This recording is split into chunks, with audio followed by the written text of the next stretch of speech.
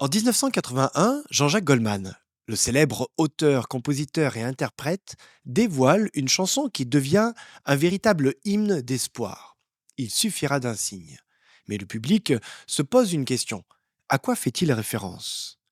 Au moment de sa création, cette chanson renvoie à l'espérance d'un changement en Iran, sans pour autant nommer explicitement la situation. Derrière ces paroles se cache une attente, une aspiration à des jours meilleurs. Mais aussi évangélique que puissent sembler ces paroles, elles ne nous parlent pas autant que le mot signe dans ce temps de l'Avent.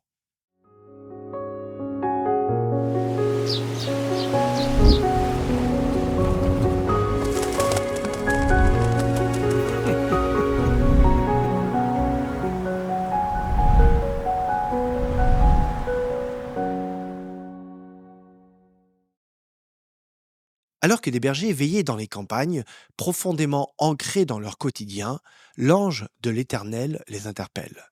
Il leur annonce où ils trouveront le Seigneur. Luc 2, verset 12. Voici comment vous allez le reconnaître. Vous trouverez un petit enfant enveloppé dans une couverture et couché dans une mangeoire. Puis tout à coup, une troupe d'anges se joint à celui qui parle. Ils louent Dieu et chantent. Gloire à Dieu au plus haut des cieux et sur la terre, paix à ceux que Dieu aime. Dans la traduction que je viens de lire, le mot signe n'apparaît pas, et pourtant, il est bien là dans d'autres versions. Et ceci sera pour vous un signe. Vous trouverez un nouveau-né emmailloté.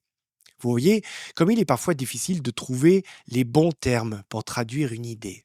Le mot signe peut renvoyer à une marque, un témoignage, ou encore quelque chose qui nous est propre, distinctif. On pourrait même parler d'un mot prodige. Mais il y a un mot que j'affectionne particulièrement.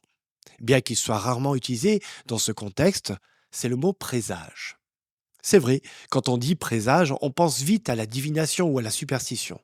Mais ce terme porte aussi l'idée d'une annonce, celle de quelque chose de différent, de nouveau, qui est sur le point d'arriver.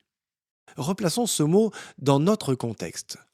L'ange dit que le signe d'un changement, c'est que le Seigneur va naître, et non pas dans un palais, mais dans une mangeoire.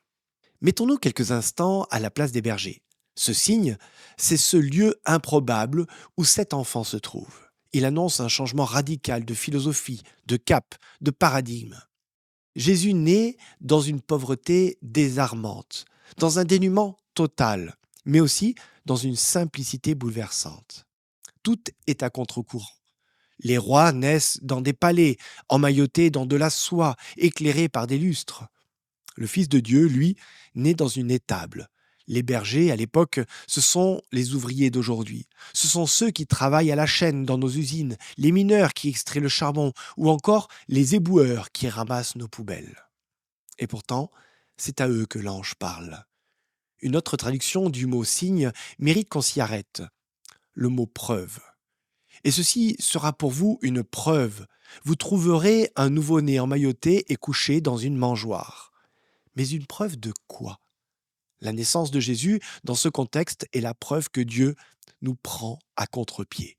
C'est la preuve qu'il choisit ceux qu'on ne remarque pas pour réaliser des choses extraordinaires.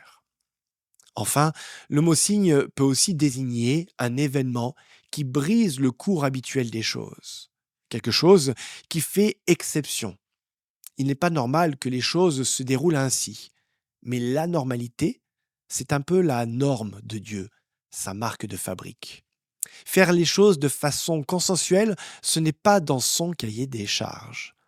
Dieu ne cherche pas à être différent juste pour se démarquer.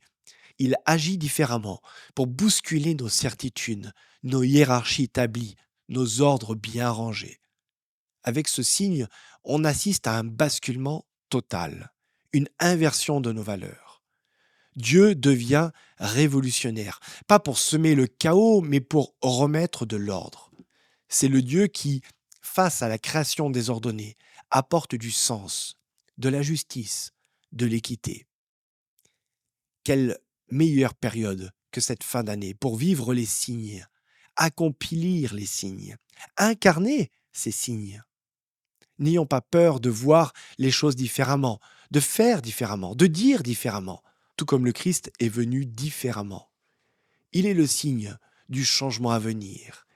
Et toi, es-tu prêt à être un signe autour de toi ?